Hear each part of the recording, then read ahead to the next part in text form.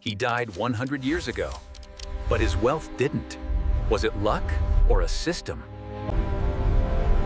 At the height of his power, John D. Rockefeller controlled wealth equal to 1.5% of the entire American. In 1870, Rockefeller founded Standard Oil, a company designed not merely to compete in the oil industry, but to control it entirely.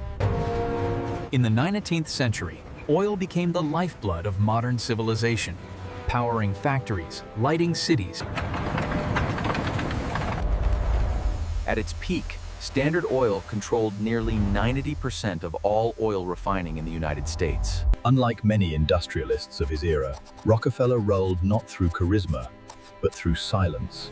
Standard Oil's power extended far beyond refineries, reshaping cities, labor markets, and entire communities across the nation. Rockefeller's influence forced Americans to confront a dangerous question about how much power one man should ever be allowed to hold. The rise of Rockefeller was not just a business story, but a turning point that forever changed the structure of the modern world. John Davison Rockefeller was born in 1839 in rural New York, far removed from wealth. His childhood was shaped by uncertainty, marked by frequent moves, financial anxiety, and a household that offered little sense of permanence. Rockefeller's father, William Avery Rockefeller, was charismatic and confident, yet deeply unreliable. Selling fake medicines and false promises, William Rockefeller survived by deception, teaching his son early lessons about trust and exploitation.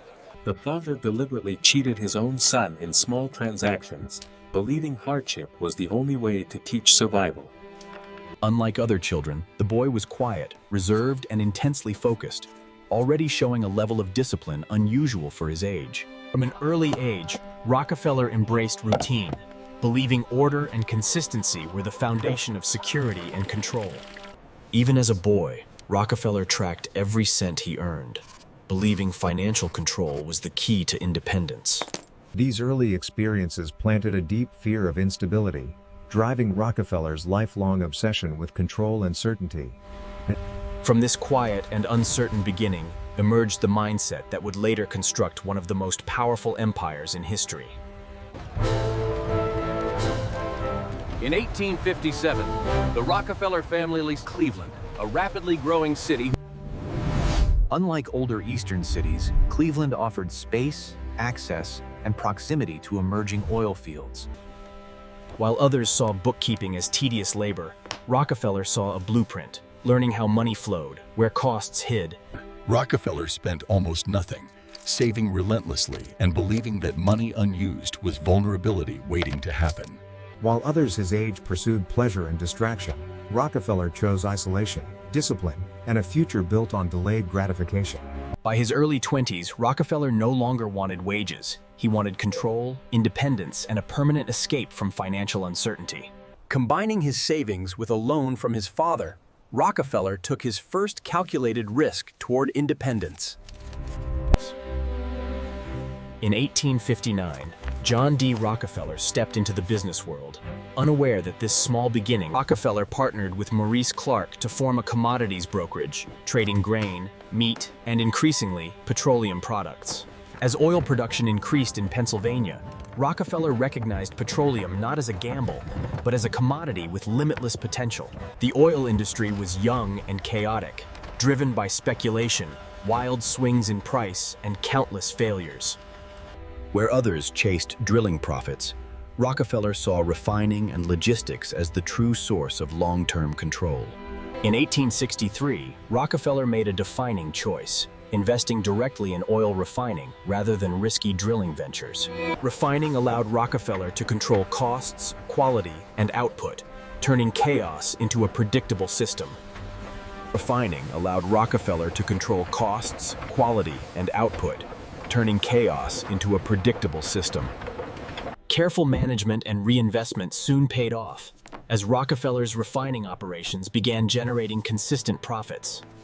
As the business expanded, disagreements emerged, revealing Rockefeller's growing preference for control over compromise. Within just a few years, Rockefeller forced his partner out.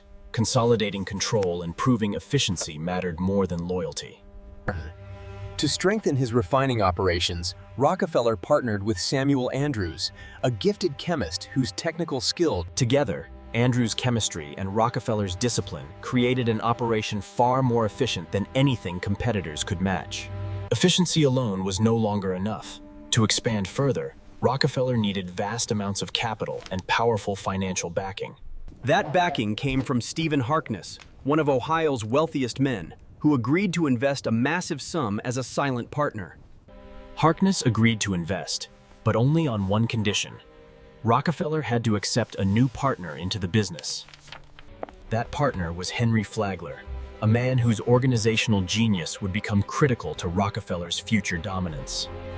Where Rockefeller mastered numbers and discipline, Flagler brought structure, expansion strategy, and organizational control. Together, they began transforming a successful refinery into a tightly controlled corporate machine built for national expansion. With capital, chemistry, and coordination aligned, Rockefeller was now positioned to dominate the oil industry entirely. In 1870, Standard Oil was officially incorporated, marking the beginning of an empire that would soon reshape American capitalism. In the 19th century, railroads controlled the flow of industry, and whoever mastered transportation held the advantage over every competitor. By guaranteeing massive shipment volumes, Rockefeller approached railroad executives not as a customer, but as a force they could not afford to ignore. Through secret rebate agreements, Standard Oil shipped petroleum at costs competitors could never hope to match. These transportation discounts created a cost gap so wide that independent refiners were pushed toward inevitable collapse. Rockefeller offered rivals a simple choice: sell their businesses at his price, or be driven out of the market entirely. In just 3 months, Rockefeller eliminated nearly all of his Cleveland competitors in an event later known as the Cleveland Massacre. Rockefeller defended his actions by arguing that efficiency benefited consumers, even as competitors disappeared from the market. For years, much of the public remained unaware of the secret deals and ruthless tactics that powered Standard Oil's rise. With rivals crushed and transportation secured, Standard Oil expanded rapidly, tightening its grip across the entire nation. In 1872, Rockefeller backed the Southern Improvement Company, a secret arrangement designed to fix transportation costs.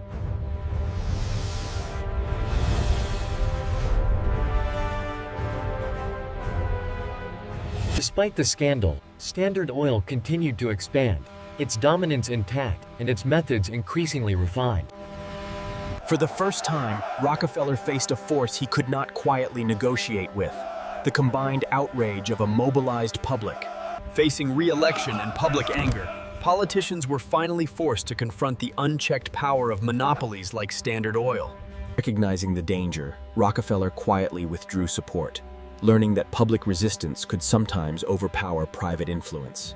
From this failure, Rockefeller learned that power had limits, and that future control would require greater subtlety and patience. Though the immediate crisis passed, public perception had shifted, and Standard Oil's power was no longer invisible.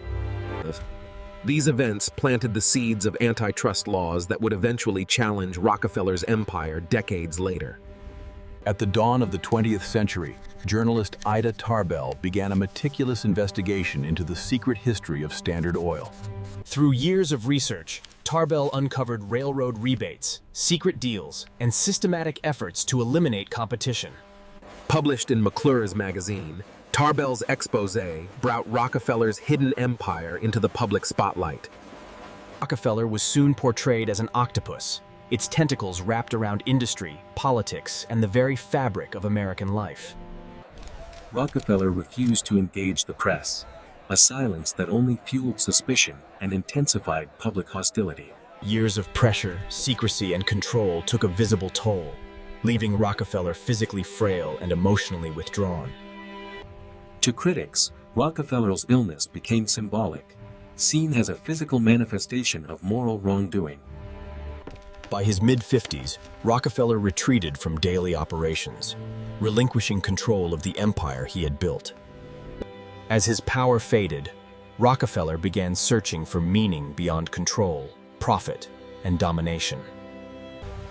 With his empire under scrutiny and his health declining, A new chapter in Rockefeller's life was about to begin. In 1890, the United States passed the Sherman Antitrust Act, signaling a historic attempt. For years, the law remained largely unenforced, allowing Standard Oil to continue operating with little interference.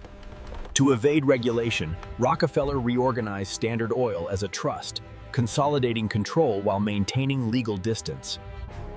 By the turn of the century, Standard Oil controlled nearly 90% of American oil refining capacity. In 1911, the Supreme Court ruled that Standard Oil violated the Sherman Antitrust Act. The ruling ordered Standard Oil to be broken into 34 independent companies. What had once been a single corporate giant was now divided into dozens of competing firms. Ironically, the breakup increased Rockefeller's personal wealth as shares in the new companies soared in value.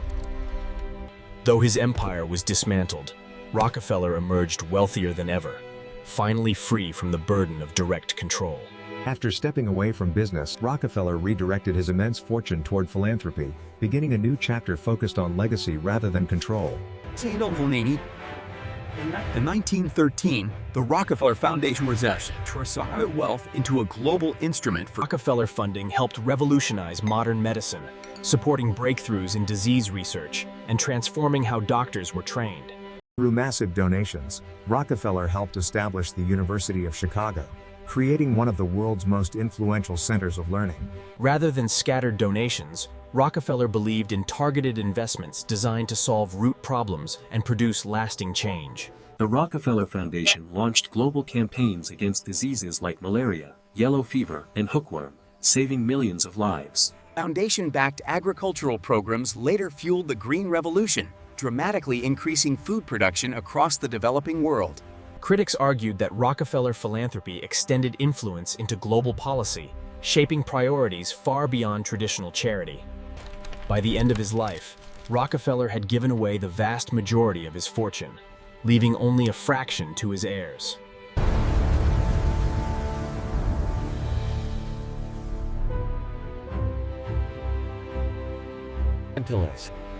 John D. Rockefeller left behind a legacy of extraordinary achievement and deep moral contradiction, forever shaped. Through irrevocable trusts and layered legal structures, the family ensured their wealth remained protected from. The Rockefellers pioneered the modern family office, a centralized system designed to protect, grow, and transfer wealth indefinitely. Members of the Rockefeller family entered politics, holding powerful positions that extended their influence far beyond industry. Though Standard Oil was dismantled, many of today's largest energy corporations trace their origins directly back to Rockefeller's empire. In 2016, the Rockefeller family announced the full divestment from fossil fuels, citing ethical responsibility and climate concerns.